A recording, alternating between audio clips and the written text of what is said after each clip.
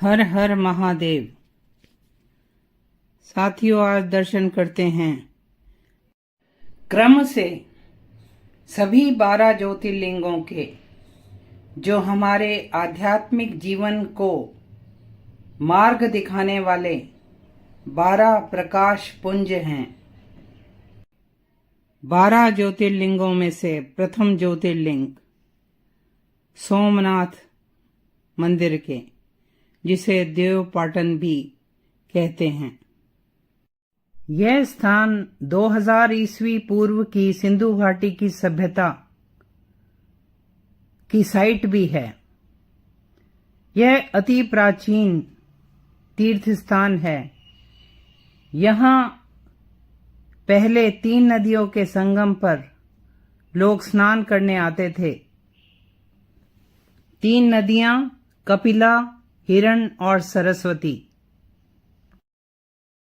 भारत के 5 समुद्र तटीय जो पवित्र और प्रतिष्ठित स्थान हैं, उनमें से एक है। बाकी 4 भी आपको बता दूं। गुजरात में द्वारका समुद्र के पास, उड़ीसा में पुरी, रामेश्वरम और तमिलनाडु में चिदम्बरम।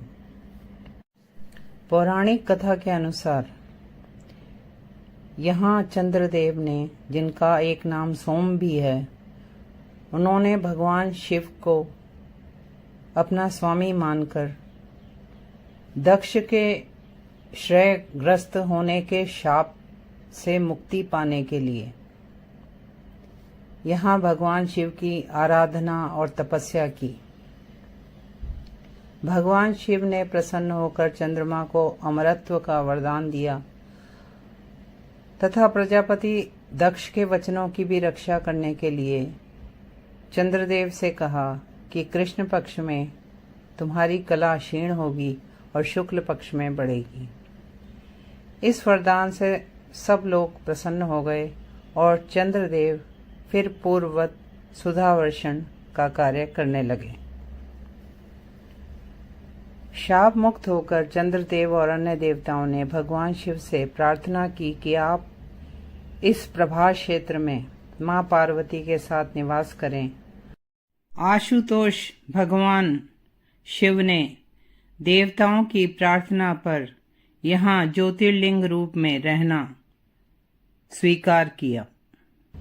प्राचीन धार्मिक ग्रंथों में प्रभास पाटन के नाम से प्रसिद्ध था। मंदिर गुजरात के सौराष्ट्र क्षेत्र में वेरावल में स्थित है। मंदिर पर कई बार बर्बर मुस्लिम आक्रमण हुए। महमूद गजनवी, अलाउद्दीन खिलजी, औरंगजेब,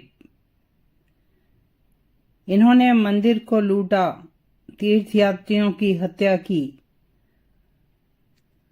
मंदिर को जलाया। यह मंदिर कई बार बनाया गया। आस्थावान शासक मंदिर को बार बार सही करवाते रहे, पुनर्निर्माण करते रहे। 18वीं शताब्दी में इंदौर की रानी अहिल्याबाई होलकर ने मंदिर के साथ ही, जो टूट गया था, एक छोटा मंदिर और बनवाया और उसमें शिवलिंग स्थापित किया। अब यह पुराना सोमनाथ कहलाता है।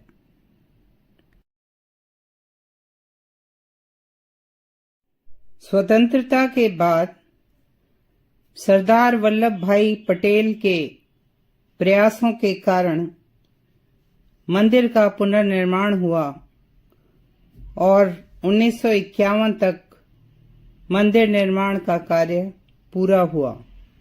मंदिर चालुक्य शैली में बना है। मंदिर 2 सतहों में बना है।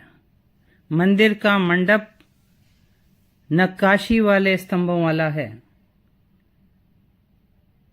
छत भी नक्काशी से सजी है और मंदिर में 212 पैनल्स हैं नक्काशी वाले। मंदिर का शिखर जो गर्भगृह के ऊपर है 15 मीटर ऊंचा है और उसके ऊपर 8.2 मीटर का ध्वजस्तंभ लगा है। गर्भगृह स्वर्ण पत्रों से सजा है। गर्भगृह में मुख्य तौर से शिवलिंगम की पूजा होती है। शिवलिंगम के पीछे मां पार्वती की मूर्ति है और उनके आसपास दोनों ओर भगवान कार्तिकेय और भगवान गणेश की मूर्तियां हैं। गर्भगृह में पूजा केवल पुजारी करते हैं। तीर्थयात्री केवल दर्शन कर सकते हैं। मंदिर परिसर में हनुमान जी, गणपति जी, नवदुर्गा, माता अन्नपूर्णा, काशी विश्वनाथ जी के मंदिर हैं। मंदिर की दक्षिण दिशा में समुद्र के किनारे एक स्तंभ है। उस पर तीर रखा दिखाया गया है और यह बताया जाता है कि सोमनाथ मंदिर और दक्षिणी ध्रुव के बीच पृथ्वी का कोई भूभाग नहीं है। यह बाण स्तंभ के नाम से प्रसिद्ध है। सोमनाथ मंदिर में शाम को लाइट एंड साउंड शो 1 घंटे का होता है, जिसमें टिकट लेकर मंदिर का इतिहास देखा जा सकता है। इस प्राचीन तीर्थ में पितृगणों का श्राद्ध भी किया जाता है।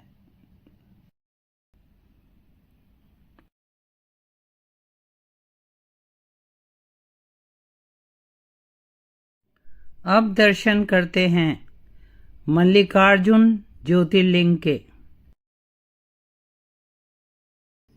यह स्थान तेलंगाना में कुर्नूल से 180 किलोमीटर और हैदराबाद से 213 किलोमीटर की दूरी पर है।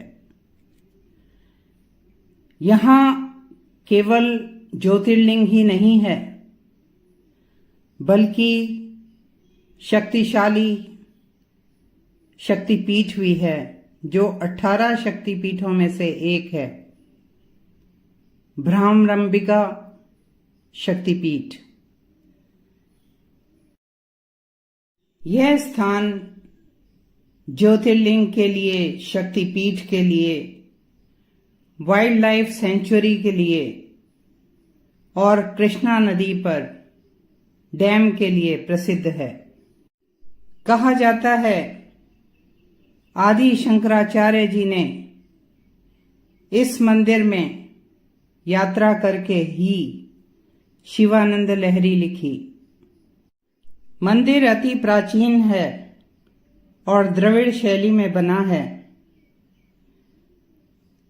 इस मंदिर का जिक्र 2री शताब्दी में भी पाया जाता है।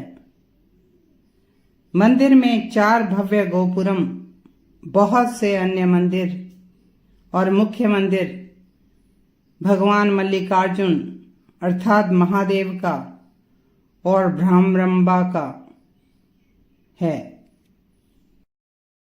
मंदिर को बाद में विजयनगर शासकों ने और शिवाजी ने आगे बढ़ाया। इस मंदिर से संबंधित 2 पौराणिक कथाएं हैं। पहली कथा के अनुसार जब गणेश जी और कार्तिकेय जी के विवाह में यह निश्चित नहीं हो पा रहा था कि किसका विवाह पहले होगा, तो शिवजी और पार्वती जी ने, जो जगत पिता और जगत माता हैं, उन्होंने निश्चय किया कि जो धरती की परिक्रमा करके पहले लौटेगा उसका विवाह पहले कर दिया जाएगा। कार्तिकेय जी अपने मयूर वाहन पर बैठकर पृथ्वी की परिक्रमा करने निकल पड़े और गणेश जी ने अपने माता पिता की ही 7 बार परिक्रमा कर ली। भगवान शिव और माता पार्वती उनके बुद्धि कौशल से प्रसन्न हुए और उन्होंने उनका विवाह, गणेश जी का विवाह सिद्धि और बुद्धि से कर दिया। सिद्धि अर्थात आध्यात्मिक शक्ति और बुद्धि अर्थात ज्ञान। कार्तिकेय जी लौटे तो उन्हें यह बात पसंद नहीं आई। भगवान कार्तिकेय कैलाश छोड़कर क्रौंच पर्वत पर चले गए। मां पार्वती पुत्र स्नेह में व्याकुल थी और शिवजी के साथ मां पार्वती भी क्रौंच पर्वत की तरफ निकल पड़े। कार्तिकेय जी ने जब सुना कि उनके माता पिता उन्हें शांत करने आ रहे हैं तो वे 3 योजन और आगे चले गए। भगवान शिव क्रौंच पर्वत पर ज्योतिर्लिंग रूप में स्थापित हुए और यहाँ मां पार्वती मल्लिका के रूप में प्रसिद्ध हुई। शिव शक्ति ज्योतिर्लिंग रूप में यहाँ स्थित हुए। शिव पुराण के अनुसार पुत्र स्नेह से व्याकुल भगवान शिव और मां पार्वती हर पर्व पर अपने पुत्र को देखने यहाँ आते हैं। हर अमावस्या को भगवान शिव और हर पूर्णिमा को मां पार्वती पुत्र को देखने आते हैं। दूसरी कथा माता के भ्रामरंभा अवतार की है। अरुणासुर दैत्य ने सारे विश्व को जीत लिया और आतंकित कर रहा था। उसे ब्रह्मा जी ने वरदान दिया था तपस्या के बाद कि कोई भी 2 पैर और 4 पैर वाला जीव उसे मार नहीं सकता। माता ने भ्रामरंभा का अवतार लिया। उन्होंने पूरी सेना मधुमक्खियों की बनाई और उस सेना ने पल भर में ही अरुणासुर और उसकी सेना का वध कर दिया। मंदिर से लगभग 2 किलोमीटर पहले ही साक्षी गणपति जी का मंदिर है, जिस पर अभी कुछ ही दिन पहले मैंने वीडियो बनाई थी। श्रीशैलम ज्योतिर्लिंग के दर्शन से पहले यात्री भगवान गणपति जी के पास अपनी यात्रा का विवरण लिखवाते हैं, अर्थात वे नोट करते हैं कि कौन कौन श्रीशैलम ज्योतिर्लिंग के दर्शन करने जा रहा है। ऐसे माना जाता है क्योंकि मूर्ति ऐसी बनी है कि उनके एक हाथ में पुस्तक, दूसरे में कलम है। मल्लिकार्जुन ज्योतिर्लिंग का अभिषेक कृष्णा नदी के जल से किया जाता है, जो यहाँ पाताल गंगा के नाम से प्रसिद्ध हैं और नदी तक जाने के लिए 852 सीढ़ियां हैं। यह स्थान शैव और शाक्त दोनों के लिए ही महत्वपूर्ण है। शिव सती कथा प्रसंग के अनुसार यहाँ मां की ग्रीवा गिरी। कुछ लोग कहते हैं यहाँ मां का ऊपर का होंठ गिरा। एक मुख्य मंदिर भगवान शिव का है, जहां ज्योतिर्लिंग स्थापित है। सामने नंदी बैठे हैं। नंदी धर्म का प्रतीक हैं। उनके 4 पैर तपस्या, पवित्रता, दया और सत्य हैं। वे भगवान के मुख्य गण हैं और उनकी आज्ञा के बिना कोई कैलाश नहीं जा सकता। और भगवान शिव धर्म के भगवान हैं। मुख्य मंडप जहां नंदी जी विराज रहे हैं, उस मंडप में नक्काशी वाले स्तंभ हैं। मंदिर परिसर में सहस्त्रलिंग हैं, जिनकी पूजा श्री राम ने की थी। 5 लिंग ऐसे हैं जिनकी पूजा पांडवों ने की थी। अन्य मंदिरों में वृद्ध मल्लिकार्जुन, सहस्त्रलिंगेश्वर, शिखरेश्वर, अर्धनारीश्वर, वीरभद्र, ब्रह्मा जी के मंदिर स्थापित हैं। मंदिर की दीवारों पर आकर्षक मूर्तियां हैं। मल्लिकार्जुन भ्रामरंबा मंदिर के मुख्य त्योहार हैं शिवरात्रि, श्रीशैलम उगादि समारोह, श्रीशैलम दशहरा उत्सव जो 9 दिन चलता है, श्रीशैलम कुंभोत्सव, संक्रांति उत्सव, कार्तिक मास और श्रावण मास के उत्सव। मंदिर में विशेष पूजा करवाने के लिए ड्रेस कोड भी है, पुरुष धोती में और महिला साड़ी में ही पूजा करवा सकती हैं। मंदिर में श्रद्धालु तुलाभार भी करवा सकते हैं।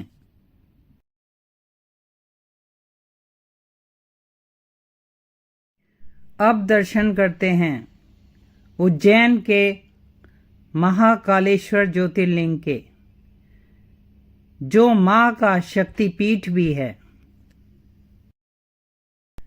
उज्जैनी नगर शिप्रा नदी के दाएं किनारे पर मध्य प्रदेश में स्थित है। यह सप्तपुरियों में से एक है और भारत का नाभि स्थान कहलाता है। यह स्थान प्राचीन ग्रंथों में अनेक नामों से प्रसिद्ध है, जैसे अवंतिका, उज्जैन, अमरावती, शिवपुरी, चूड़ामणि, प्रतिकल्प आदि। उज्जैन प्राचीन काल से ही एक व्यापारिक केंद्र था। यह विद्वानों की नगरी थी। यहाँ भक्त स्नान, दान, श्राद्ध तर्पण करते हैं। 12 सालों में यहाँ सिंहस्थ पर्व में कुंभ मेला होता है। इस स्थान पर अनेक महान कवि, शासक और तपस्वी रहे। यह भगवान शिव की तपोभूमि है। इस कारण यहाँ भगवान जागृत हैं। यहाँ महाकाल वन में भगवान विष्णु ने ब्रह्मा जी की प्रार्थना पर जगत कल्याण के लिए कुशा का आसन ग्रहण किया। इसलिए उज्जैन को कुशास्थली भी कहते हैं। यह क्षेत्र हमारे त्रिदेवों को, भगवान ब्रह्मा, विष्णु, महेश को प्रिय है। ब्रह्मा जी के वरदान से जब त्रिपुरासुर अत्याचारी हो गया तो भगवान शिव ने त्रिपुरासुर का वध किया और इसी विजय की खुशी में यह नगर उज्जैनी कहलाया। भगवान ने महाकाल वन में ही अंधकासुर को भी मारा था। स्कंद पुराण के अनुसार उज्जैन में 84 महादेव, 64 योगिनियां, 8 भैरव और 6 विनायक हैं। महाकाल मंदिर पुराणों के अनुसार प्रजापिता ब्रह्मा जी द्वारा स्थापित बताया जाता है। यह 12 ज्योतिर्लिंगों में से एक है और यह स्थान प्रागैतिहासिक काल से ही पूजन स्थान रहा होगा। 6ठी शताब्दी ईसा पूर्व में मंदिर का वर्णन है। उज्जैन में मिले पंचमार्ग सिक्कों में भगवान शिव बने हुए हैं। यहाँ की लोक कथाओं के अनुसार यहाँ भगवान शिव ने अपने एक भक्त राजा चंद्रसेन की रक्षा के लिए महाकाल रूप धारण किया और उसके शत्रुओं का नाश किया। फिर अपने भक्तों के आग्रह और प्रार्थना पर भगवान ने यहीं रहना स्वीकार किया। पुराना मंदिर लकड़ी के स्तंभों पर बना था, लेकिन आज जो मंदिर है वह मराठा, भूमिजा और चालुक्य शैली में बना है। महाकालेश्वर पूरे भारत के ईष्ट हैं। भारत के समय के काल के ईष्ट हैं। मंदिर की 5 मंजिलें हैं। उनमें एक मंजिल तो अंडरग्राउंड है और मंदिर के चारों ओर ऊंची दीवारें हैं। पास में एक पवित्र जलकुंड कोटि तीर्थ कहलाता है। मंदिर के भव्य शिखर और प्रवेश द्वार हैं। शिखर आकाश को छूता हुआ प्रतीत होता है। गर्भगृह में भगवान का शिवलिंग स्वयंभू है और दक्षिणमुखी है। गर्भगृह में ही गणेश जी, मां पार्वती और कार्तिकेय जी की मूर्तियां हैं। दक्षिण में नंदी बैठे हैं। महाकाल मंदिर के गर्भगृह की ऊपर की मंजिल में ओंकारेश्वर महादेव की मूर्ति है। तीसरी मंजिल में नाग चंद्रेश्वर की मूर्ति है, जो दर्शनों के लिए नाग पंचमी में ही खोली जाती है। भगवान शिव उज्जैन के शासक हैं। मंदिर में मां पार्वती जी का छोटा मंदिर, राम मंदिर बने हैं और महाकाल मंदिर एक शक्तिपीठ भी है। यहाँ देवी महाकाली कहलाती हैं और शिव सती कथा प्रसंग के अनुसार यहाँ मां का ऊपर का होंठ गिरा। मंदिर की भस्म आरती का भक्तों में विशेष महत्व है, जो सुबह 4 बजे होती है। भगवान का जलाभिषेक और भस्म लगाई जाती है। प्रसाद के रूप में यह भस्म ही दी जाती है, जिसे हम अपने को पवित्र करने के लिए माथे पर लगाते हैं। इसके लिए टिकट्स, स्पेशल पास लेने होते हैं, जो ऑनलाइन भी मिल सकते हैं। श्री महाकाल लोक कॉरिडोर बनने से इस स्थान की सुंदरता, प्रसिद्धि और बढ़ गई है। टूरिज्म भी काफी बढ़ गया है। कॉरिडोर के प्रवेश पर नंदी द्वार और पिनाकी द्वार बनाए गए हैं। यहाँ 108 स्तंभों वाला भगवान शिव के तांडव नृत्य की मुद्राएं दिखाते हुए महाकाल पथ बना हुआ है। लगभग 200 मूर्तियां भगवान शिव और मां शक्ति से संबंधित बनाई गई हैं। म्यूरल वॉल पर शिव पुराण की कहानियां उकेरी गई हैं। बीच में कमल तालाब है, जिसमें फव्वारों की शोभा, और बीचों बीच भगवान शिव स्थित हैं। मंदिर के प्रमुख त्योहार नवरात्रि और शिवरात्रि हैं, जब यहाँ मेले का आयोजन भी किया जाता है और पूरी रात पूजा होती है। भगवान महाकाल अपने भक्तों को रोग, दोष और मृत्यु के भय से मुक्त करते हैं और अपनी संरक्षण में रखते हैं।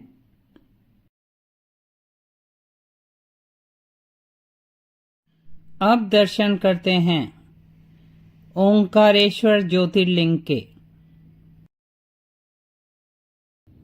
यह प्रकृति की सुंदरता के मध्य पवित्र कावेरी और नर्मदा नदियों के संगम पर स्थित है।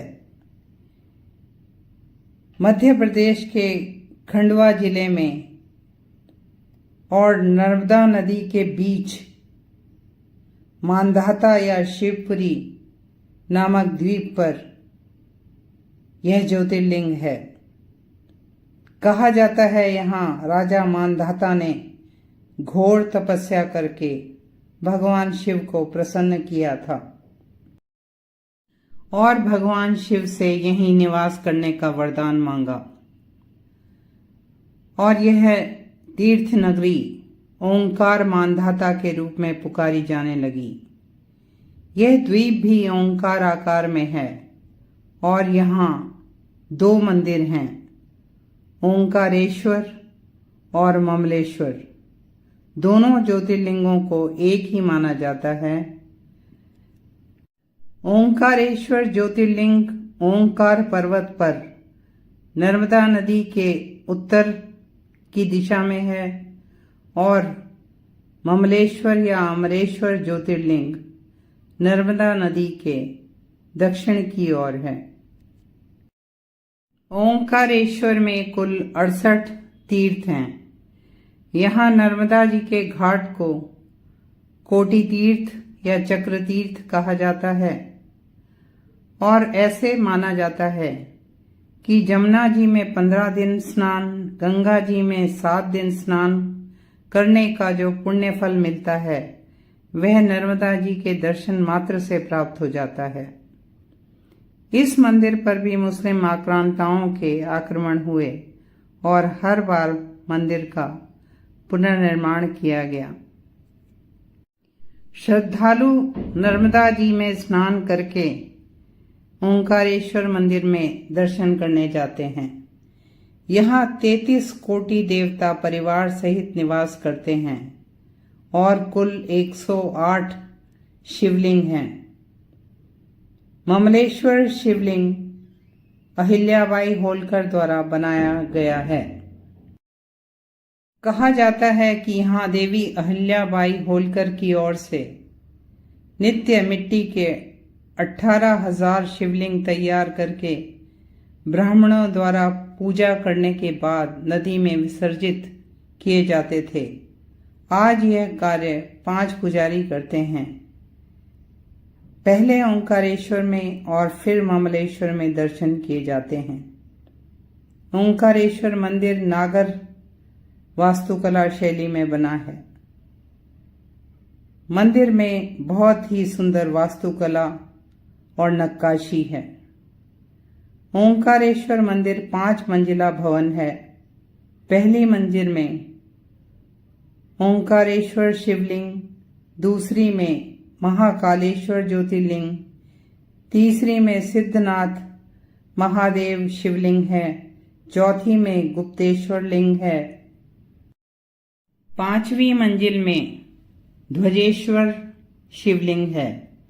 मंदिर का शिखर दूसरी मंजिल के महाकालेश्वर ज्योतिर्लिंग के ऊपर है।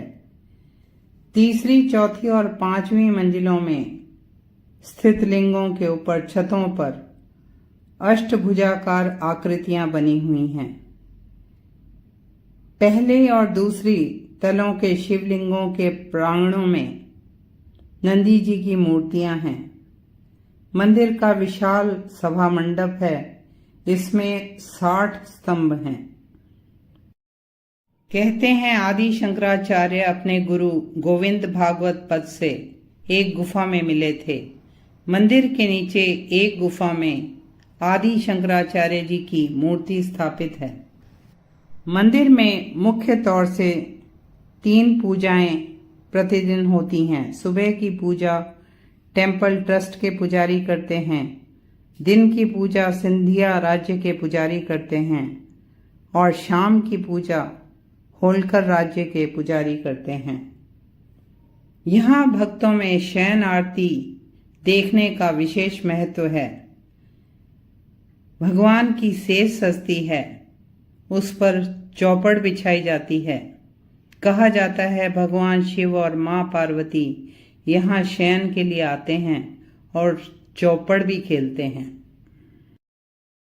सुबह मंदिर में चौपड़ के पासे बिखरे हुए नजर आते हैं।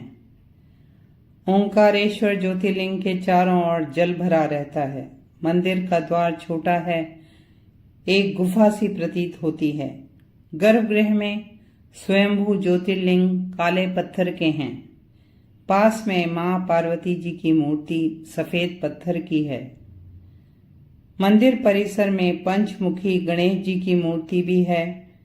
ओंकारेश्वर तीर्थ क्षेत्र में अनेक दर्शनीय मंदिर, मठ और आश्रम हैं। इस तीर्थ में कावेरी नदी ओंकार पर्वत का चक्कर लगाकर नर्मदा नदी से मिलती है और यह पवित्र नर्मदा कावेरी संगम बनता है। ओंकारेश्वर मंदिर में भगवान महादेव को चने की दाल चढ़ाने की परंपरा है। ओंकारेश्वर जी की परिक्रमा मार्ग में रामेश्वरम मंदिर, गौरी सोमनाथ मंदिर विशेष हैं।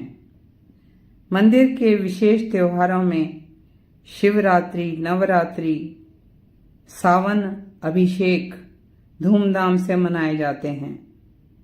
यहाँ धनतेरस की पूजा का भी विशेष महत्व है। धनतेरस की सुबह कुबेर महालक्ष्मी महायज्ञ हवन होता है, जिसमें कई जोड़े पूजा के लिए बैठते हैं। इस पूजन में शामिल होने और मां लक्ष्मी की कृपा पाने यहाँ हजारों भक्त आते हैं। नर्मदा परिक्रमा में ओंकारेश्वर मंदिर एक प्रमुख पड़ाव है।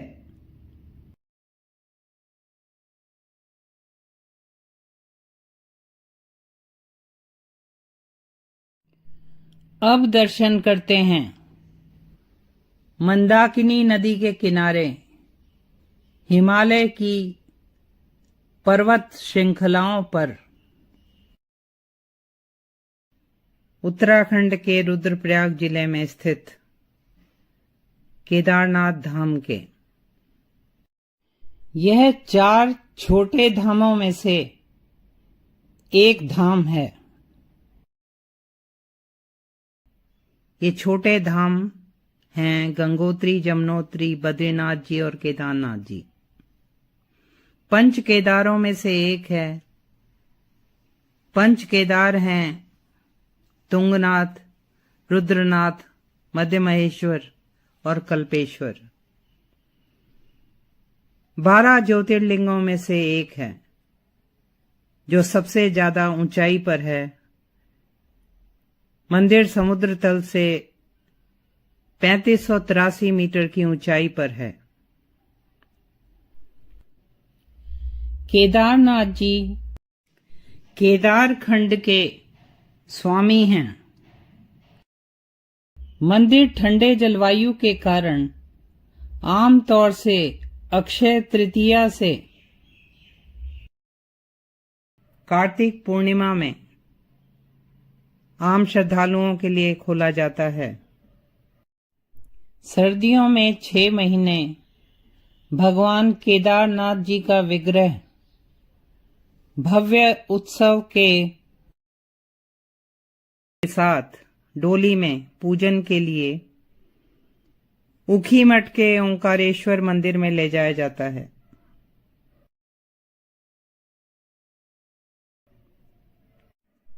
मंदिर के मुख्य पुजारी कर्नाटक के वीर शैव संप्रदाय के होते हैं और सर्दियों में बाबा केदार के विग्रह को डोली में बिठाकर वे ही ओंकारेश्वर मंदिर ले जाते हैं। साथ में गढ़वाल आर्मी रेजिमेंट बैंड्स की मधुर धुन होती है और 6 महीने बाद उत्सव के साथ भगवान की डोली केदारखंड में वापस आती है। अब कुछ क्षण Indian army band of Garhwal rifles की धुन सुनिए।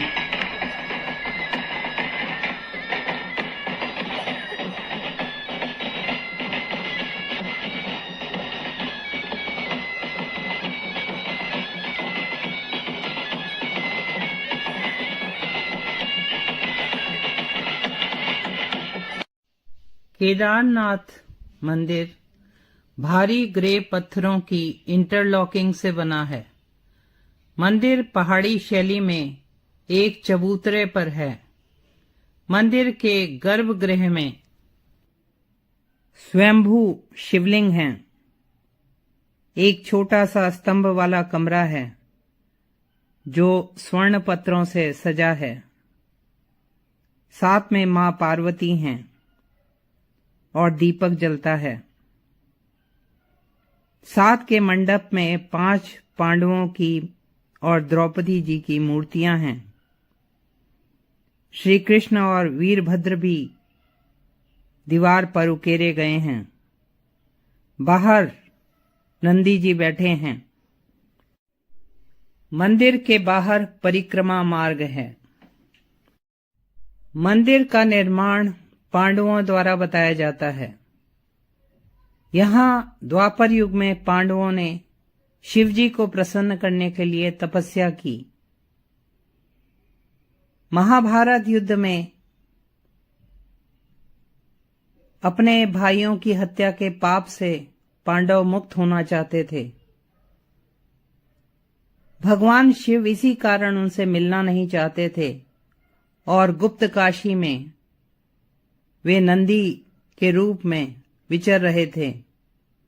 पांडव भीम ने भगवान शिव को पहचान लिया, लेकिन वे भूमि में लुप्त हो गए और फिर प्राचीन कथाओं के अनुसार उनकी पीठ केदारनाथ में, हाथ तुंगनाथ में, मुंह रुद्रनाथ में, नाभि भाग मध्य महेश्वर में और बाल कल्पेश्वर में दिखे।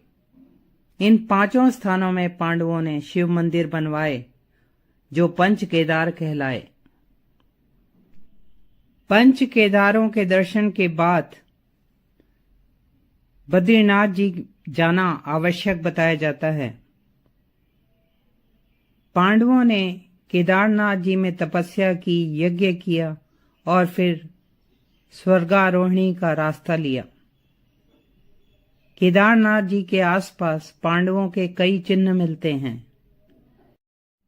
राजा पांडु के नाम से पांडुकेश्वर है। यहाँ स्थानीय लोग पांडव लीला करते हैं।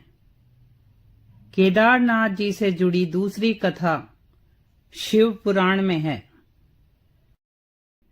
शिव पुराण भगवान शिव का वांग्मय रूप है। इसमें लिखा है, भगवान विष्णु ने नर नारायण अवतार में बद्रीवन में पार्थिव शिवलिंग बनाकर शिव पूजन किया।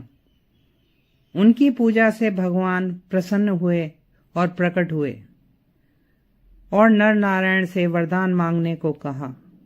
नर नारायण ने सर्व कल्याण के लिए भगवान शिव को यहाँ रहने को कहा और भगवान शिव यहीं ज्योतिर्लिंग रूप में स्थापित हो गए। केदारनाथ जी के मंदिर तक पहुंचने के लिए गौरी कुंड से ट्रैकिंग शुरू होती है। ये 22 किलोमीटर की ट्रैकिंग है। इस स्थान पे मां पार्वती जी ने शिव जी को वर रूप में पाने के लिए तपस्या की थी। यहाँ गर्म पानी के स्प्रिंग से बना जलकुंड है, जिसमें स्नान करके भक्त केदारनाथ जी की ओर प्रस्थान करते हैं। पूरी ट्रैकिंग के मुख्य स्थान हैं जंगल चट्टी, भीमबली, रामबाड़ा, लिंचौली और रुद्र पॉइंट। जो तीर्थयात्री ट्रैकिंग नहीं कर पाते उनके लिए गौरी कुंड से ही पौनी, खच्चर, पालकी आदि मिल जाते हैं,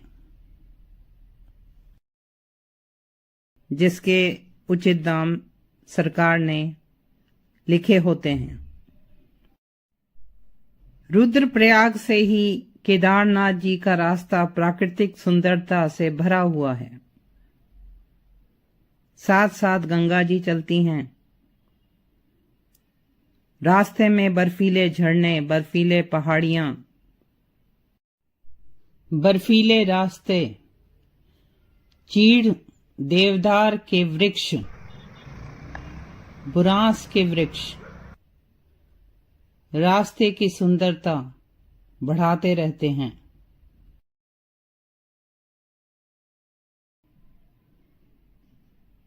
अब यात्रियों की सुविधा के लिए हेलीकॉप्टर की सुविधाएं भी हैं।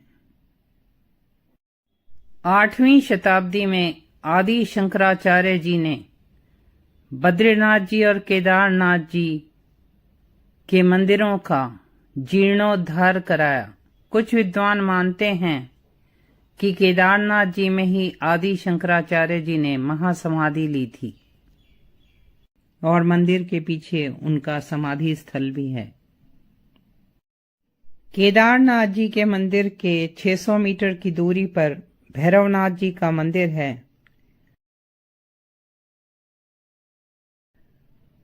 जो सर्दियों में इस स्थान की रक्षा करता है। जून 2013 की लैंडस्लाइड और बाढ़ में केदारनाथ जी में जान और माल का बहुत नुकसान हुआ था,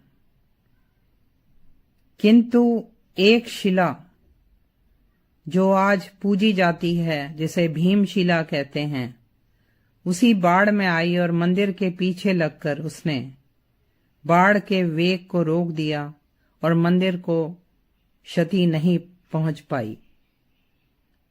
बाढ़ का वेग 2 हिस्सों में बंट गया। केदारनाथ जी में जो त्योहार धूमधाम से मनाए जाते हैं वे हैं हरियाली तीज, नाग पंचमी, रक्षाबंधन, समाधि पूजा, श्रावण में अन्नकूट मेला, श्रावणी पूर्णिमा और महाशिवरात्रि। भावी सरकारी योजनाओं में भविष्य में केदारनाथ जी मंदिर और शंकराचार्य जी की समाधि स्थल के बीच शिव उद्यान बनने का प्रावधान है, जिसमें बेलपत्री और ब्रह्म कमल समेत अनेक पुष्प और औषधीय पौधे लगाए जाएंगे। रोपवे बनेगा और 12 ज्योतिर्लिंगों के दर्शन होंगे। यह हमारे प्रधानमंत्री श्री नरेंद्र मोदी जी का ड्रीम प्रोजेक्ट है। ऐसे तीक्ष्ण जलवायु वाले तीर्थ स्थानों में ज्यादा भीड़ के दिनों में भी नहीं जाना चाहिए। वैसे सरकार ने अब तीर्थ यात्रियों की संख्या नियंत्रित रखने के लिए उत्तराखंड के ऑनलाइन पोर्टल में रजिस्ट्रेशन कराने का प्रबंध किया हुआ है।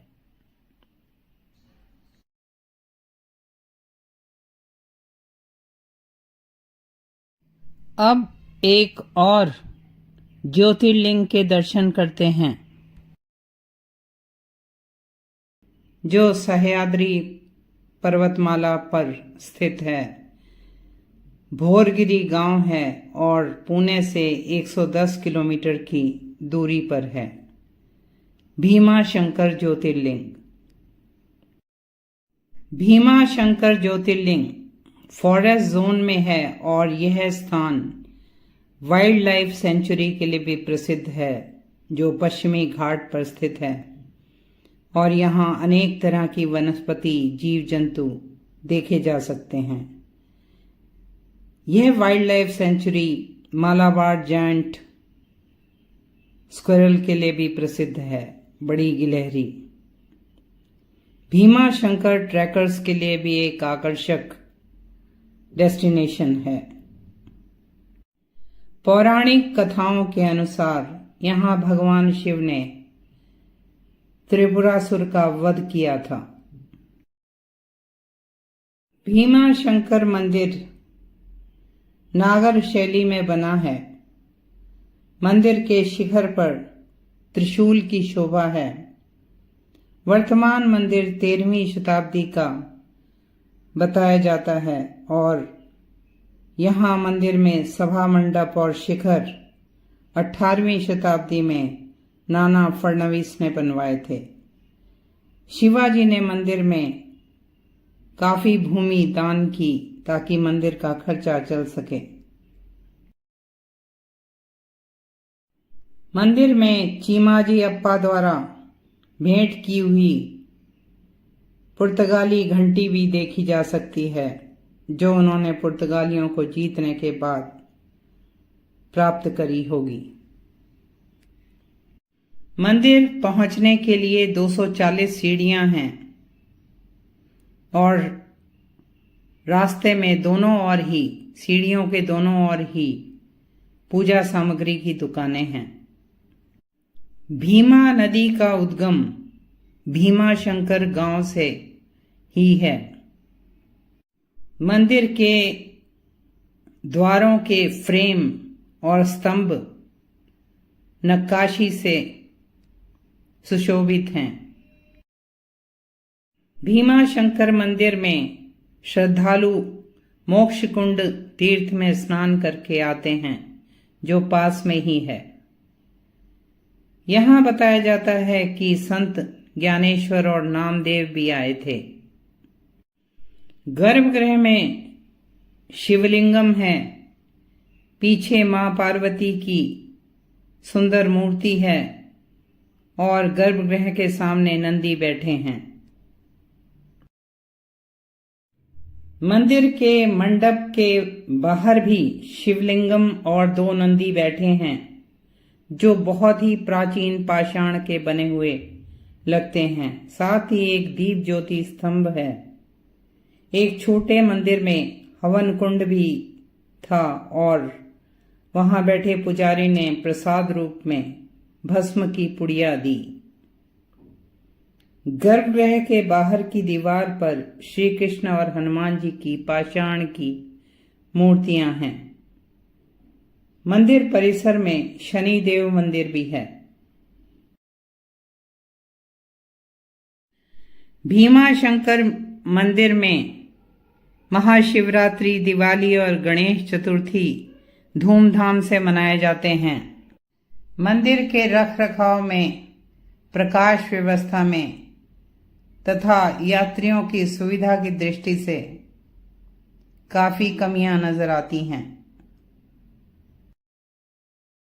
आशा करती हूं हमारी सरकारें इस ओर ध्यान देंगी।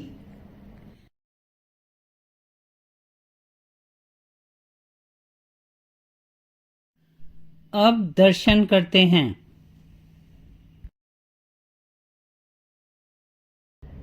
12 ज्योतिर्लिंगों में शिवजी को अत्यंत प्रिय प्रसिद्ध काशी विश्वनाथ मंदिर के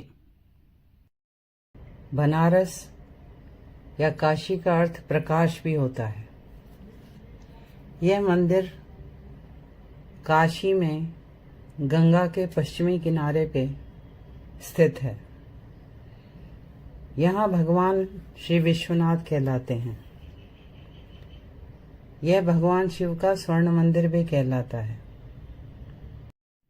इस मंदिर को बहुत प्राचीन बताया जाता है, किंतु नवीन जो मंदिर है उसे अकबर के समय राजा मान सिंह ने और 1780 में इंदौर की मराठा महारानी अहिल्याबाई होलकर ने बनवाया। इस तीर्थ पर भी बर्बर आक्रांताओं के आक्रमण हुए और हर बार श्रद्धालुओं ने, भक्तों ने मंदिर का पुनर्निर्माण करवाया। काशी सप्तपुरियों में से एक है। भगवान शिव इस क्षेत्र के राजा हैं। यहाँ गंगा में स्नान और काशी विश्वनाथ के दर्शन मोक्ष का द्वार खोल देते हैं। मंदिर 3 भागों में विभक्त है। 2 भागों के ऊपर शिखर हैं, एक भाग के ऊपर गुंबद है। एक शिखर और गुंबद स्वर्ण पत्रों से सुसज्जित है। एक शिखर पर झंडा और त्रिशूल भी है। यहाँ हर दिन हजारों भक्त दर्शन के लिए आते हैं। कहा जाता है 1835 में महाराणा रणजीत सिंह ने मंदिर के गुंबद पर स्वर्णपत्र चढ़ाने के लिए 1 टन सोना भेंट किया। अन्य राज परिवार और धनी व्यक्ति भी मंदिर में समय समय पर कीमती भेंट करते थे। दिसंबर 2021 में काशी विश्वनाथ कॉरिडोर का प्रधानमंत्री श्री नरेंद्र मोदी जी ने इनॉग्रेशन किया, जिसमें मंदिर से मां गंगा पर ललिता घाट तक का रास्ता बनाया गया। इस क्षेत्र में जो निर्माण कार्य हुए उसके दौरान 40 से ज्यादा अति प्राचीन मंदिर मिले। मंदिर के फूलों को एक कंपनी रिसाइकल करके अगरबत्ती बनाने का काम भी कर रही है। मंदिर के गर्भगृह में ज्योतिर्लिंग चांदी की वेदी पर है।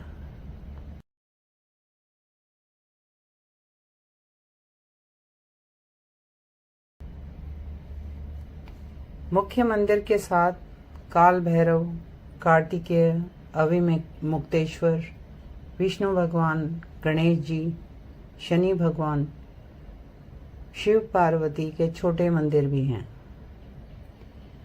मंदिर परिसर के उत्तर की ओर एक ज्ञानवापी कुआं है। कहा जाता है कि मुगल आक्रमण के समय मंदिर के मुख्य पुजारी को शिवलिंगम को लेकर इसी कुएं में कूदना पड़ा। मंदिर के मुख्य त्योहारों में शिवरात्रि धूमधाम से मनाई जाती है काशी में। फाल्गुन शुक्ल एकादशी को यहाँ रंग भरी एकादशी कहते हैं, जहाँ मंदिर डमरू के स्वर से गूंज जाता है और मणिकर्णिका घाट पर भोले के भक्त चिता भस्म से होली खेलते हैं।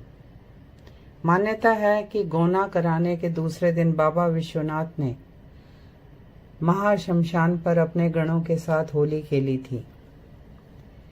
एक और मुख्य त्योहार है बसंत पंचमी, जहां बाबा को तिलक किया जाता है। पौराणिक काल से मंदिर का हिंदू धर्म में महत्व है। यहाँ दर्शन के लिए आदि शंकराचार्य, गोस्वामी तुलसीदास, गुरु नानक देव जी, रामकृष्ण परमहंस, स्वामी विवेकानंद, स्वामी दयानंद सरस्वती आदि महापुरुष आए। एक हिंदू के लिए काशी विश्वनाथ और भगवान रामेश्वरम के दर्शन अनिवार्य हैं। कुछ श्रद्धालु जीवन के अंतिम दिनों में यहाँ रहना चाहते हैं ताकि उनकी मृत्यु इस पवित्र पुण्य तीर्थ में मोक्षदायी हो। काशी एक ऐसा क्षेत्र है जहाँ मृत्यु का स्वागत और मृत्यु पर नित्य व उत्सव होता है, जहाँ शमशान जो जीवन का अंतिम चरण और शाश्वत सत्य है, वहाँ भी फागुन मनाया जाता है। हिंदू धर्म में माना जाता है कि प्रलय काल में भी काशी क्षेत्र का लोप नहीं होता। प्रलय के समय भगवान शंकर इसे अपने त्रिशूल पर धारण कर लेते हैं और सृष्टि काल आने पर इसे नीचे उतार देते हैं।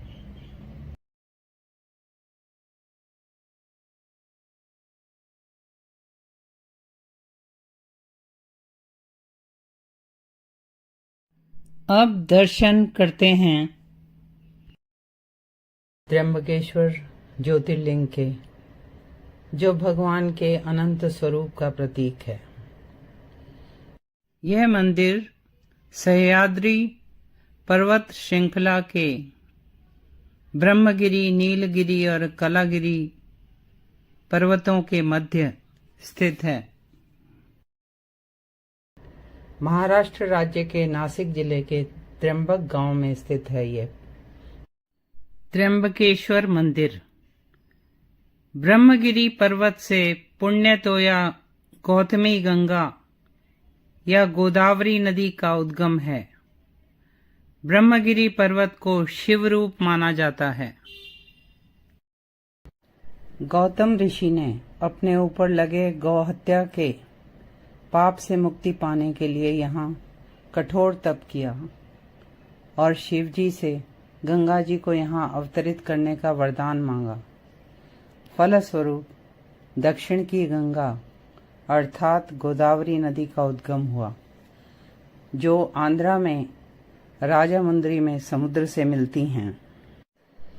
गौतम ऋषि जी व गंगा जी की प्रार्थना पर 3 नेत्रों वाले भगवान शिव ने यहाँ वास करना स्वीकार किया और त्र्यंबकेश्वर के नाम से प्रसिद्ध हुए। माँ गंगा गौतमी गंगा या गोदावरी कहलाईं। त्र्यंबकेश्वर मंदिर नागर शैली में काले पत्थरों से बना है। मंदिर का पुनर्निर्माण तीसरे पेशवा बालाजी बाजीराव ने करवाया, जब औरंगजेब ने इस मंदिर को काफी क्षति पहुंचाई थी। मंदिर का पुनर्निर्माण कार्य शुरू होने की और समाप्त होने की तिथि मंदिर के मेन गेट पे संस्कृत में लिखी हुई है। मंदिर के गर्भगृह में 3 छोटे छोटे शिवलिंग हैं जो एक गहराई में हैं। ये तीनों शिवलिंग ब्रह्मा विष्णु महेश भगवान के प्रतीक माने जाते हैं। शिवलिंग में लगातार पानी आता रहता है। सुबह की पूजा के बाद अर्घा पर चांदी का पंचमुखी मुकुट चढ़ा दिया जाता है और सोमवार को कीमती पत्थरों का व हीरे का मुकुट पहनाया जाता है। मंदिर के 4 प्रवेश द्वार हैं। पूर्व से पश्चिम मंदिर की लंबाई 265 फीट, उत्तर से दक्षिण 218 फीट, मंदिर की ऊंचाई 96 फीट है और श्रद्धालु ज्यादातर उत्तरी द्वार से आते हैं। मंदिर के शीर्ष पर 3 कलश और एक धातु का झंडा भी बना हुआ है। मुख्य मंदिर के सामने नंदी जी बैठे हैं। मंदिर के पूर्वी द्वार की ओर कछुआ बना है, जो इस तथ्य को याद दिलाता है कि हमें अपने काम, क्रोध, लोभ, मद, मोह, ईर्ष्या को नियंत्रित रखना चाहिए। जैसे कछुआ अपने अंगों को सख्त खाल में छुपा कर रखता है। मंदिर में अनेक पूजनीय जल सरोवर हैं। अमृत कुंड का जल पूजा कार्यों में प्रयोग होता है। मंदिर परिसर में कुशावर्त तीर्थ भी है, जो गोदावरी नदी का उद्गम स्थान भी बताया जाता है। इस तीर्थ में पुरोहितों द्वारा अनेक उत्तम पूजाएं संपन्न कराई जाती हैं, जैसे काल सर्प शांति पूजा, त्रिपिंडी विधि या श्राद्ध पूजा, कुंभ विवाह पूजा, रुद्र अभिषेक पूजा, नारायण नागबली या पितृदोष संबंधी पूजा, महामृत्युंजय मंत्र आदि पुरोहितों, जो अधिकृत पुरोहित हैं, उनके द्वारा संपन्न कराए जाते हैं। ये ताम्र पत्रधारी होते हैं। मंदिर में शिवलिंग के अलावा श्री गंगा जी की, रामेश्वर जी, केदारनाथ जी, राम, कृष्ण, परशुराम, जलेश्वर, लक्ष्मी नारायण की मूर्तियां भी हैं। और मंदिर में ही साधुओं के आश्रम, समाधि और परिसर में मठ भी हैं। यहाँ के पुरोहितों द्वारा जीनियोलॉजी रजिस्टर्स भी रखे गए हैं। उन लोगों को नमन है जिन्होंने ऐसा मंदिर बनवाया, उन कारीगरों को, उन शिल्पकारों को, जिनकी 31 वर्ष की कठिन तपस्या श्रम से भोलेनाथ का ऐसा भव्य मंदिर बना, जिसकी शिल्प कला अद्भुत है। पत्थर की दीवारों पर कैसे उन्होंने देव, यक्ष, मानव, अन्य प्राणी बनाए होंगे। इसमें 48 ऊंट और 85 हाथी, 112 घोड़ों ने मकराना राजस्थान से संगमरमर लाने में मदद की। और उस जमाने में मंदिर निर्माण में 9 लाख रुपए का खर्च किया बताया जाता है। 16 फरवरी 1756 में शुक्रवार के दिन महाशिवरात्रि के पर्व पर मंदिर का पुनर्निर्माण कार्य संपन्न हुआ और धूमधाम से मंदिर में पूजा अर्चना शुरू की गई। शिव पुराण के अनुसार जब जब बृहस्पति सिंह राशि पर आते हैं, तब सभी देवता, तीर्थ तथा पुण्य क्षेत्र इस गौतमी तट पर आकर निवास करते हैं। यह विश्व में एकमात्र ज्योतिर्लिंग है जिसमें हमारे त्रिदेव ब्रह्मा विष्णु महेश विराज रहे हैं।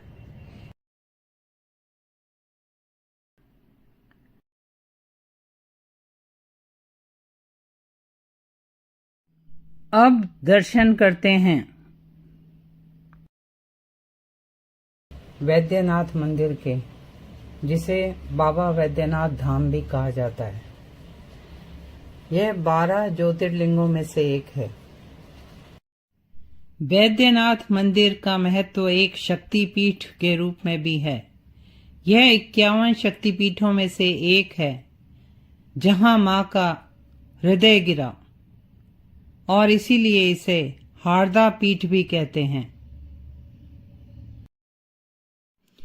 यहाँ मां जया दुर्गा कहलाती हैं और भैरव वैद्यनाथ जी कहलाते हैं। यह भारत के झारखंड राज्य के संथाल परगना में देवघर में स्थित है। हिंदू मान्यताओं के अनुसार राक्षस राजा रावण ने वरदान प्राप्त करने के लिए इस स्थान पर भगवान शिव की पूजा की, तपस्या की, और रावण ने बलिदान के प्रतीक रूप में एक एक करके अपने सिर शिवजी को अर्पित किए। इससे प्रसन्न होकर भगवान शिव ने रावण पर दृष्टि डालकर ही उसे ठीक कर दिया और वे इस स्थान पर वैद्यनाथ कहलाए। दूसरी पौराणिक कथा के अनुसार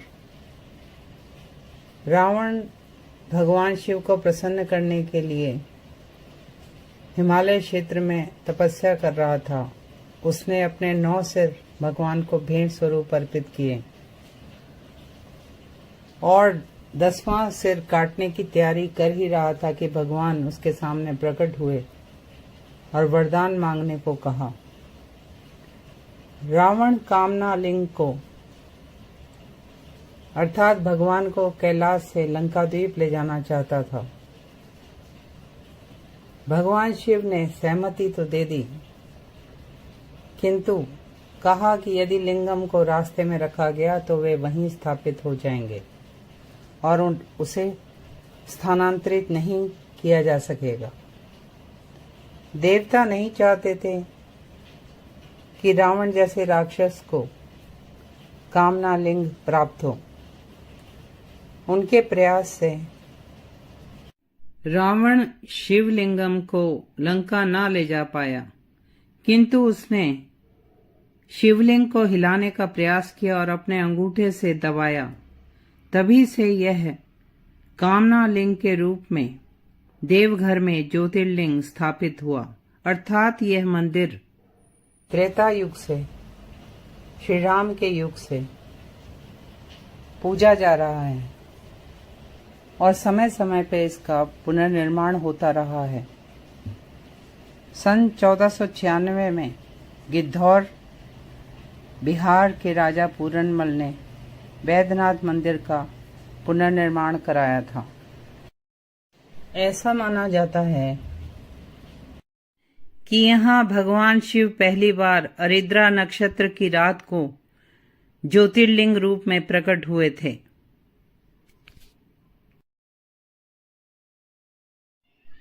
मंदिर प्रांगण में मां पार्वती, भगवान गणेश, मां जगत जननी, ब्रह्मा जी, माता सरस्वती, भैरव भगवान, श्री राम, अन्नपूर्णा माता, मां काली और लक्ष्मी नारायण मंदिर हैं। इस मंदिर की विशेष बात है, यहाँ मंदिर के ऊपर शीर्ष में पंचशूल है, त्रिशूल की जगह। वैद्यनाथ मंदिर कमल के आकार का है और 72 फीट ऊंचा है। मंदिर में प्राचीन नागर शैली और आधुनिक शैलियों की स्थापत्य कला देखने को मिलती है। एक स्पाइरल सा डिजाइन बना हुआ है। यहाँ वैद्यनाथ जी का मुंह पूर्व की ओर है। मंदिर में सुबह पहले लिंगम पर कच्चा जल यहाँ के पुजारी चढ़ाते हैं और फिर तीर्थयात्री जल, फूल और बिल्व पत्र चढ़ाते हैं। सावन की कांवड़ यात्रा में यहाँ लाखों तीर्थयात्री आते हैं। सुल्तानगंज से गंगा जल लाकर कांवड़िए भगवान को चढ़ाते हैं, जो वैद्यनाथ से लगभग 108 किलोमीटर दूर है। पूरे रास्ते ये कांवड़िए भक्ति भाव से भिगोए हुए मन से नंगे पैर चलते हैं और भगवा रंग के कपड़े पहने इन लोगों की अटूट कतार पूरे 108 किलोमीटर 1 महीने तक इस सड़क पर फैली रहती है। वैद्यनाथ जी के मंदिर में जल चढ़ाने के बाद ये तीर्थयात्री बासुकीनाथ मंदिर, जो वैद्यनाथ जी की तरह ही छोटे आकार का बना हुआ है, उस मंदिर के दर्शन करते हैं। इस मंदिर की विशेषता यह भी है कि यहाँ तीर्थयात्री ज्योतिर्लिंग पर स्वयं अपने हाथ से अभिषेक कर सकते हैं और बाबा धाम में प्रसाद रूप में पेड़ा खरीदा जाता है। यह देवघर की खासियत है। साथियों, अब मैं वैद्यनाथ जी की संध्या आरती का दर्शन कराती हूँ और साथ ही मंदिर का भी।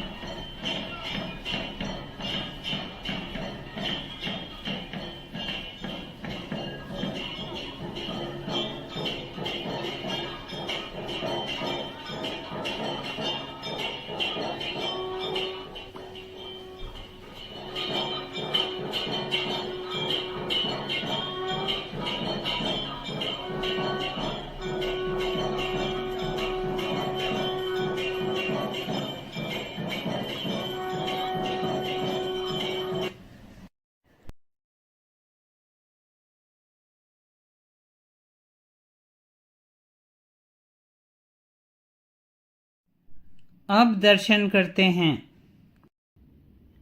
भगवान शिव के नागेश्वर ज्योतिर्लिंग के। भगवान शिव जगत के स्वामी हैं, नागों के भी स्वामी हैं। नागों के आभूषण धारण करते हैं और कंठ में विष धारण करते हैं।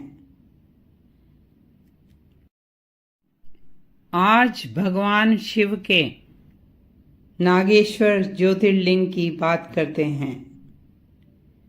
शिव पुराण के अनुसार नागेश्वर ज्योतिर्लिंग दारुका वन में है। इस संबंध में जो कथा प्रचलित है वह है, सुप्रिय नाम का एक धर्मात्मा वैश्य था। वह भगवान शिव का भक्त था। उसकी शिव भक्ति से दारुक नामक राक्षस को ईर्ष्या होती थी। वह विघ्न डालने की कोशिश करता था। उसने सुप्रिय को बंदी बना लिया और अपने अनुचरों को सुप्रिय को मारने का आदेश दिया।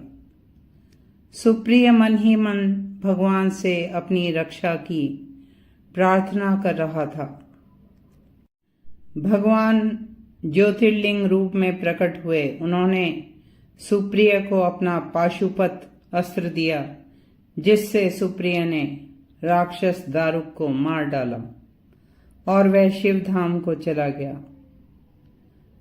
भगवान का ज्योतिर्लिंग सरोवर में छुप गया और पांडवों को श्री कृष्ण द्वारा नागेश्वर ज्योतिर्लिंग का महत्व बताने के बाद उन्होंने अखंड पत्थरों का मंदिर बनाया और उसमें ज्योतिर्लिंग नागेश्वर स्थापित किया।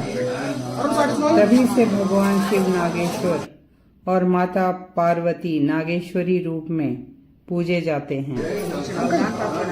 नागेश्वर ज्योतिर्लिंग के स्थान के विषय में 3 मत हैं। एक मत है कि गुजरात में गोमती द्वारका के बीच दारुका वन क्षेत्र में शिवलिंग स्थापित है। इस मंदिर के बाहर शिवजी की 80 फीट की ऊंची और 25 फीट चौड़ी विशाल प्रतिमा है। लेकिन यदि दारुका वन का अर्थ देवदार के वृक्षों का वन माना जाए तो वे काफी ऊंचाई में उगते हैं।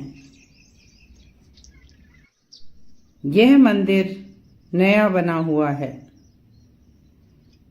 द्वारका नागेश्वर मंदिर में भक्त शिवलिंग के पास अभिषेक पूजा भी करा सकते हैं और यहाँ भी ड्रेस कोड है। पुरुष धोती में और महिलाएं साड़ी में पूजा करवा सकती हैं। यहाँ सौभाग्य के लिए चांदी के नाग नागिन का जोड़ा चढ़ाने की प्रथा है। इस ज्योतिर्लिंग के ऊपर एक चांदी का बड़ा नाग स्थापित है और ज्योतिर्लिंग के पीछे मां पार्वती की प्रतिमा है। नागेश्वर ज्योतिर्लिंग के स्थान के विषय में दूसरा मत है कि यह ज्योतिर्लिंग महाराष्ट्र के हिंगोली जिले में औंढा गांव में स्थित है और यहाँ यह मंदिर महाभारत काल का बताया जाता है। यह औंढा नागनाथ मंदिर कहलाता है। इस मंदिर की वास्तुकला प्राचीन है और यह वन क्षेत्र में है। औरंगजेब के आक्रमण से पहले कहते हैं यह 7 मंजिला मंदिर था और उसके आक्रमण के बाद महारानी अहिल्याबाई होलकर ने मंदिर का मराठा शैली में पुनर्निर्माण कराया। यहाँ ज्योतिर्लिंग धरती की सतह से नीचे है। इस मंदिर में नामदेव की शिव भक्ति प्रसिद्ध है। मंदिर में एक मंदिर छोटे ज्योतिर्लिंगों का 12 ज्योतिर्लिंगों का मंदिर है। 108 अन्य मंदिर शिवजी के लिए समर्पित हैं। यहाँ मुख्य मंदिर के पीछे नंदी स्थित हैं। औंढा नागनाथ मंदिर में माघ के महीने में मेला लगता है। नागेश्वर ज्योतिर्लिंग के स्थान के विषय में तीसरा मत है कि नागेश्वर ज्योतिर्लिंग उत्तराखंड में अल्मोड़ा से 17 मील आगे जोगेश्वर तीर्थ में है, जिस पर मैंने विस्तृत वीडियो बना रखी है। इससे 1.5 मील की उतराई पर देवदार के सघन वृक्षों के बीच नदी के तट पर नागेश्वर ज्योतिर्लिंग स्थित है। जागेश्वर धाम में पाषाण के मंदिर हैं और ASI के अनुसार ये मंदिर 2500 साल पुराने हैं। कहा जाता है आदि शंकराचार्य जी ने केदारनाथ जी जाने से पहले यहाँ कई मंदिरों का पुनर्निर्माण कराया और इस परिसर में छोटे बड़े 125 मंदिर हैं। जागेश्वर वैली ऑफ गॉड्स कहलाता है। यह क्षेत्र पुरातत्व विभाग द्वारा संरक्षित है और जागेश्वर में मानसून मेला और शिवरात्रि में धूमधाम रहती है। अब दर्शन करते हैं रामेश्वरम ज्योतिर्लिंग के। हमारे पवित्र ग्रंथों में, रामायण में, पुराणों में, हमारी सभ्यता संस्कृति में, हमारे तीर्थों में रामेश्वरम का प्रमुख स्थान है। रामेश्वरम इंडियन मेनलैंड से पंबन ब्रिज से जुड़ा है। यह तमिलनाडु के रामनाथपुरम जिले में स्थित है और गल्फ ऑफ मन्नार में शंख आकार का यह सुंदर द्वीप है। रामेश्वरम श्रीलंका से सबसे करीब है। 12 ज्योतिर्लिंगों में से यह सबसे दक्षिणी बिंदु में है। भगवान शिव जहां ज्योति रूप में स्थित हैं, ऐसे 12 ज्योतिर्लिंग गुजरात में सोमनाथ, गुजरात में ही द्वारका में नागेश्वर, आंध्र प्रदेश में श्रीशैलम में मल्लिकार्जुन, मध्य प्रदेश के उज्जैन में महाकालेश्वर, मध्य प्रदेश में ओंकारेश्वर, उत्तराखंड में केदारनाथ जी, महाराष्ट्र में भीमाशंकर, महाराष्ट्र में ही त्र्यंबकेश्वर, महाराष्ट्र के औरंगाबाद में घृष्णेश्वर, झारखंड के देवघर में वैद्यनाथ जी, तमिलनाडु में रामेश्वरम और वाराणसी में विश्वनाथ। यह तीर्थ आदि शंकराचार्य जी द्वारा निश्चित 4 धामों और 4 मठों में से एक है। अन्य 3 हैं बद्रीनाथ जी, जगन्नाथपुरी और द्वारकाधीश मंदिर। शिव पुराण के अनुसार श्री राम, जो भगवान विष्णु के 7वें अवतार थे, उन्होंने समुद्र लांघने से पहले शिव भक्त रावण पर विजय प्राप्त करने के लिए भगवान शिव की आराधना की। भगवान शिव माता पार्वती और पार्षदों सहित उनकी आराधना से प्रसन्न हुए। उन्होंने दर्शन दिए और विजय का वरदान दिया। श्री राम ने संसार को पवित्र करने के लिए भगवान शिव से यहीं निवास करने की प्रार्थना की और भगवान शिवलिंग रूप में स्थित होकर रामेश्वर नाम से प्रसिद्ध हुए। पुराणों के अनुसार भगवान राम, लक्ष्मण और सीता जी ने युद्ध विजय के बाद भी कृतज्ञता प्रकट करने के लिए शिव जी की आराधना की थी। उन्होंने यहाँ शिवलिंग बनाया और रावण वध के बाद ब्राह्मण हत्या के पश्चाताप स्वरूप आराधना की। रामनाथ स्वामी मंदिर अर्थात भगवान राम के गुरु शिवजी का मंदिर। यहाँ 2 शिवलिंग हैं। मुख्य मंदिर में विश्वलिंगम कहलाता है जो शिवलिंग है। ये हनुमान जी द्वारा कैलाश से लाया गया और रामलिंगम मां सीता द्वारा बनाया गया। यहां से कुछ ही किलोमीटर की दूरी पर धनुषकोटी बीच है, जहां बंगाल की खाड़ी और हिंद महासागर मिलते हैं। भगवान राम और उनकी वानर सेना द्वारा बनाया गया राम सेतु यहीं पर है, जहां राम नाम लिखने पर पत्थर भी तैरे थे।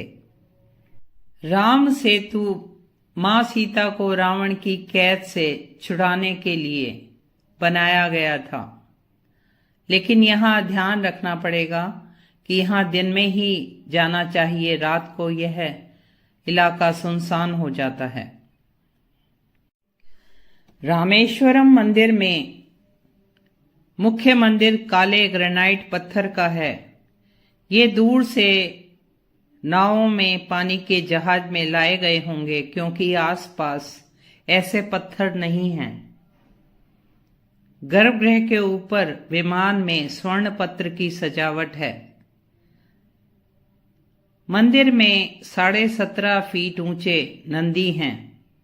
मंदिर परिसर में ही सेतु माधव अर्थात भगवान विष्णु, विशालाक्षी, महागणपति, नटराज, मां पार्वती, आंजनेय, रामनाथ स्वामी, सुब्रमण्यम स्वामी, महालक्ष्मी के छोटे छोटे मंदिर भी हैं।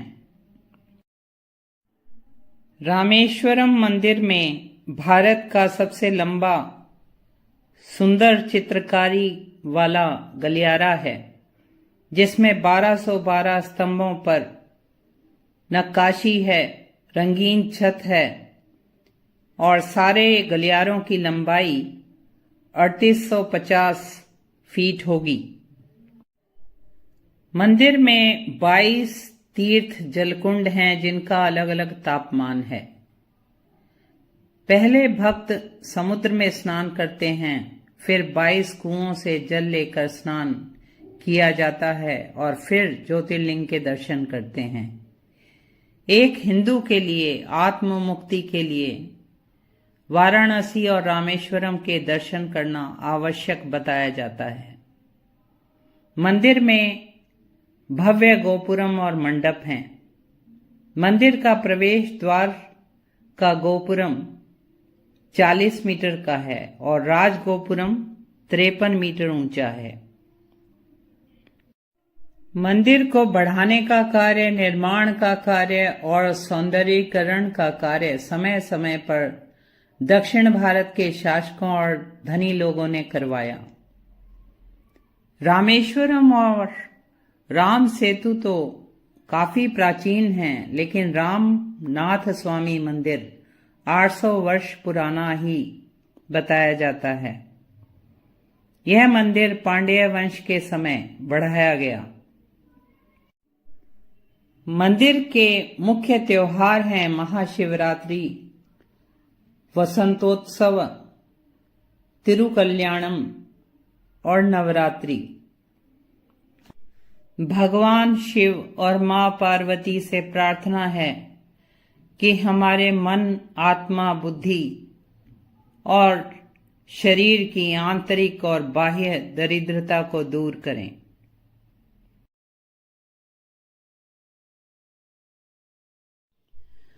अब भोलेनाथ के 12वें ज्योतिर्लिंग के दर्शन करते हैं। घृष्णेश्वर ज्योतिर्लिंग के, जिसे घुष्मेश्वर, कुसुमेश्वर भी कहते हैं, यह 12 ज्योतिर्लिंगों में से एक है और सबसे छोटा ज्योतिर्लिंग मंदिर है, जो दक्षिण भारतीय वास्तुकला शैली में बना है। घुष्मेश्वर ज्योतिर्लिंग वैरुल गांव में छत्रपति संभाजी नगर जिले में स्थित है और यह एलोरा केव्स के, जो यूनेस्को वर्ल्ड हेरिटेज साइट है, लगभग 1.5 किलोमीटर की दूरी पर है। मंदिर 240 फीट बाय 185 फीट है। घृष्णेश्वर का अर्थ होता है करुणा के देवता। यह एक अति प्राचीन मंदिर है जो एक राष्ट्रकूट शासक ने येलगंगा नदी के साथ बनाया था। घुष्मेश्वर ज्योतिर्लिंग पर अनेक मुस्लिम आक्रांताओं के आक्रमण हुए और अनेक बार यह श्रद्धालुओं द्वारा फिर बनाया गया। मुख्य तौर पर 16वीं शताब्दी में वैरुल के मालोजी भोंसले, जो छत्रपति शिवाजी के दादा थे, उन्होंने मंदिर का पुनर्निर्माण कराया।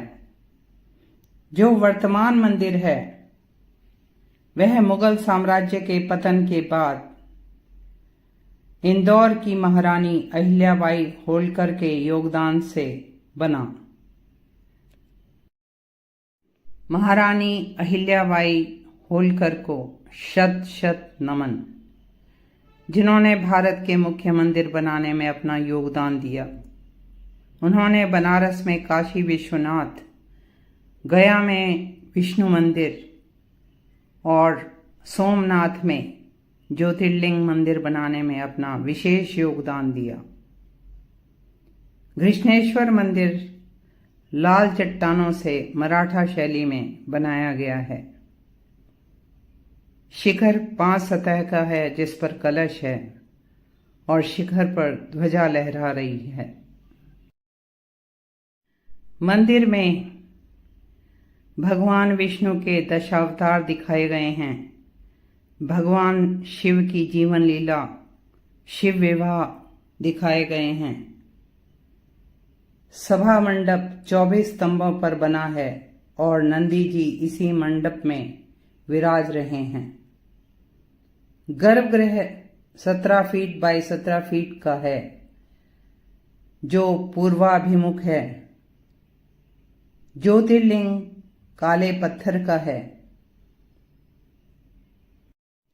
मंदिर परिसर में शिवालय तीर्थ कुंड भी है। मंदिर से संबंधित पौराणिक कथा शिव भक्त कुसुमा या घुष्मा की है, जिसके पुत्र को उसकी अपनी ही बहन ने मार दिया। फिर भी वह भगवान का ध्यान करती रही और शिव जी उसकी भक्ति से प्रसन्न होकर प्रकट हुए, उसके पुत्र को जीवित किया और कुसुमा की प्रार्थना पर भगवान ज्योतिर्लिंग रूप में यहां स्थापित हुए। घुष्मेश्वर ज्योतिर्लिंग मंदिर के मुख्य त्योहार हैं महाशिवरात्रि, सावन मास की यात्राएं, गणेश चतुर्थी, नवरात्रि, वैकुंठ चतुर्दशी जो कार्तिक पूर्णिमा से पहले आती है और इसमें भगवान शिव जी को यहाँ तुलसी पत्र भेंट किए जाते हैं। दिवाली, होली।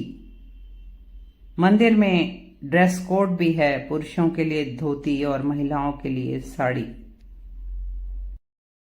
भगवान क्योंकि करुणा के देवता हैं, घुष्मेश्वर भगवान से प्रार्थना है कि भगवान हमारे तन मन बुद्धि की दरिद्रता को दूर करें। साथियों, इस वीडियो में भोले भंडारी के 12 ज्योतिर्लिंगों के दर्शन और जानकारी एक साथ देने का प्रयास किया है। आशा है आपको यह वीडियो पसंद आएगा। आप देखेंगे और शेयर करेंगे और चैनल को सब्सक्राइब भी करेंगे। हर हर महादेव।